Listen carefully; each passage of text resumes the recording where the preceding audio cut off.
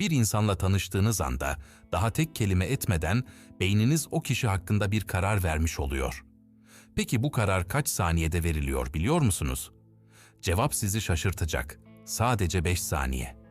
5 saniye içinde güvenilir mi, zeki mi, bana yakın mı gibi onlarca soruya cevap veriyoruz. Ve bu ilk izlenim sonraki tüm ilişkinin rengini belirliyor.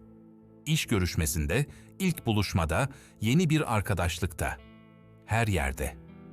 Bu videonun sonunda karşınızdaki insanın zihninde saniyeler içinde olumlu, unutulmaz bir iz bırakmanın bilimsel yollarını öğrenmiş olacaksınız. Göz teması, ses tonu, beden dili, hatta kullandığınız kelimelerin sırası bile bu izlenimi şekillendiriyor ve bunların hepsi öğrenilebilir. Hazırsanız, insan zihninin en hızlı ve en gizemli karar mekanizmasına birlikte bakalım.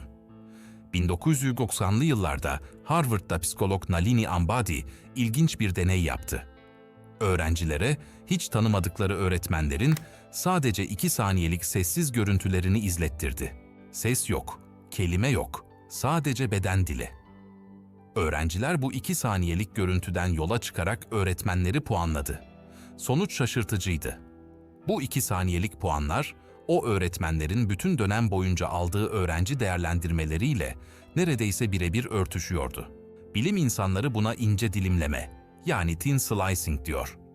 Beynimiz çok az bilgiyle bile şaşırtıcı derecede tutarlı sonuçlara ulaşabiliyor. Peki bu neden oluyor? Çünkü insan beyni hayatta kalmak için evrimleşti. Karşımızdaki kişinin dost mu düşman mı olduğuna hızlıca karar vermek zorundaydık. Bugün artık kimse bizi mağarada beklemiyor olsa da o eski alarm sistemi hala çalışıyor ve her tanışmada devreye giriyor.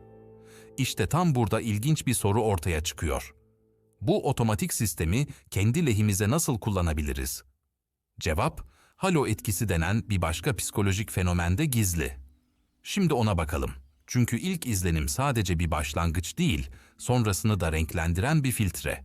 Halo etkisi, bir kişide gördüğümüz tek bir olumlu özelliğin, o kişinin diğer tüm özelliklerini de olumlu görmemize yol açması demek. Örneğin biri size gülümseyerek, kendinden emin bir tavırla yaklaşırsa, beyniniz otomatik olarak bu kişi muhtemelen dürüst ve yetenekli de diye düşünmeye başlar. Bu tamamen mantıksız gibi görünse de, yüzlerce araştırmayla defalarca kanıtlanmış bir önyargı. Fiziksel olarak çekici bulunan insanlar, iş görüşmelerinde daha zeki, mahkemelerde daha az suçlu bulunma eğiliminde bile. Ama iyi haber şu, halo etkisini tetikleyen şey sadece dış görünüş değil. Enerjiniz, tavrınız, hatta ilk cümleniz bile bu etkiyi yaratabiliyor. Yani soru şu, bu ilk saniyelerde tam olarak hangi sinyalleri vermeliyiz? Cevap, sosyal psikolojinin en bilinen 2 boyutunda saklı. Harvardlı psikolog Amy Cuddy'nin araştırmalarına göre, insanları ilk anda 2 temel eksende değerlendiriyoruz. Sıcaklık ve yetkinlik. Sıcaklık, bu kişi bana iyi niyetli mi, güvenilir mi sorusuna cevap verirken, yetkinlik, bu kişi işini biliyor mu, yetenekli mi sorusuna cevap veriyor. İşin ilginç yanı, beynimiz bu 2 soruyu neredeyse aynı anda, saniyeler içinde cevaplıyor. Ve sıraları önemli. Araştırmalar gösteriyor ki, insanlar önce sıcaklığı değerlendiriyor. Çünkü evrimsel olarak, bu kişi bana zarar verir mi sorusu, bu kişi ne kadar yetenekli sorusundan daha önemli. Yani ilk saniyelerde sadece etkileyici görünmeye çalışmak aslında yanlış bir strateji. Önce güven, sonra yetkinlik. Peki bu sıcaklığı bedenimizle, sözlerimizle nasıl gösteririz? İşte burada beden dili devreye giriyor. İlk 5 saniyede beden diliniz, ağzınızdan çıkan kelimelerden çok daha fazla konuşuyor. Peki en çok neye dikkat etmeli? Göz teması bunların başında geliyor. Ne çok uzun, ısrarcı bir bakış, ne de sürekli kaçan bir göz. İdeal olan doğal, sıcak ve kesintili bir temas. Araştırmalara göre bir konuşmanın yaklaşık %60 ila 70'i göz teması içermeli, geri kalanı doğal molalarla. İkinci önemli sinyal, açık duruş. Kollarınız kapalı, omuzlarınız içe çökük olduğunda beyniniz farkında olmadan savunmada mesajı yayıyor. Üçüncüsü ise gülümseme, ama sahte değil, gerçek bir gülümseme. Gözlerin etrafındaki kaslar da harekete geçtiğinde Beyin bunun samimi olduğunu anında anlıyor. Bunların hepsi bilinçaltı sinyaller. Peki bu sinyalleri karşımızdaki kişiyle nasıl senkronize ederiz? Cevap: ayna nöronlar. Beynimizde ayna nöronlar denen özel hücreler var. Bu hücreler karşımızdaki kişinin hareketlerini, ifadelerini adeta kendi içimizde de yaşamamızı sağlıyor. İşte bu yüzden birine ayna tutar gibi hafifçe onun duruşunu, konuşma hızını, hatta enerjisini yansıttığımızda o kişi bilinçaltında bize daha yakın hisseder. Buna mirroring, yani aynalama deniyor. Ama dikkat, birebir taklit değil, doğal ve gecikmeli bir uyum sağlamaktan bahsediyoruz. Örneğin karşınızdaki kişi sakin ve yavaş konuşuyorsa, siz de tonunuzu biraz yumuşatın. O enerjikse, siz de biraz daha canlı olun. Bu teknik o kadar güçlü ki, satış ve müzakere eğitimlerinde bile temel bir araç olarak öğretiliyor. Ama beden dili tek başına yeterli değil.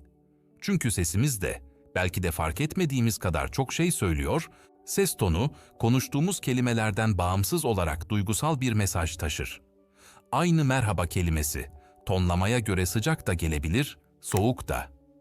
Araştırmalar, insanların bir konuşmadan çıkardığı anlamın büyük bir kısmının kelimelerden değil, ses tonu ve beden dilinden geldiğini gösteriyor.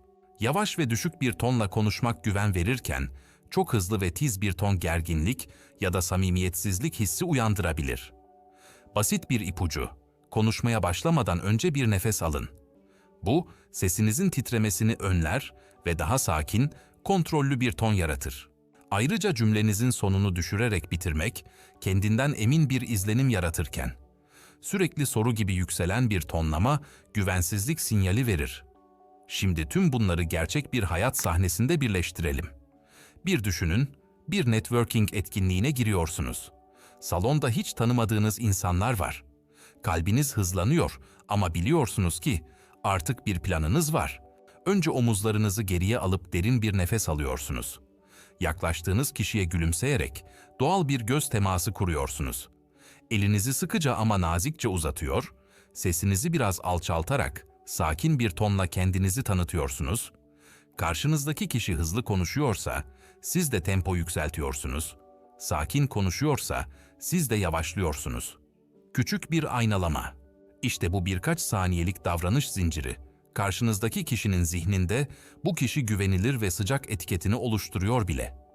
Ve unutmayın, bu bir senaryo değil, sadece bilinçli hale getirdiğiniz doğal bir davranış biçimi.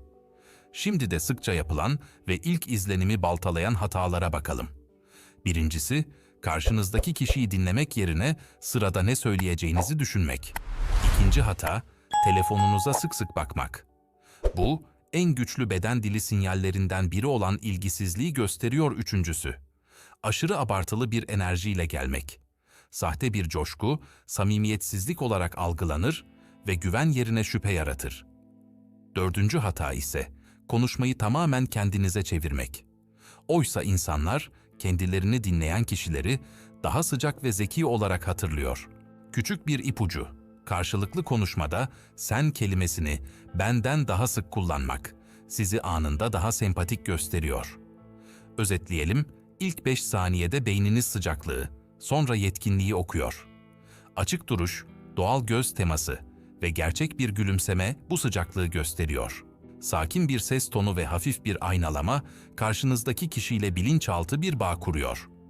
Ve dinlemek her zaman konuşmaktan daha etkili. Bunlar doğuştan gelen yetenekler değil, pratikle gelişen beceriler. Bir sonraki karşılaşmanızda bilinçli olarak deneyin, farkı kendiniz göreceksiniz. Bu videoyu beğendiyseniz abone olmayı unutmayın. Ve sizce ilk izlenimde en önemli şey ne? Yorumlarda buluşalım.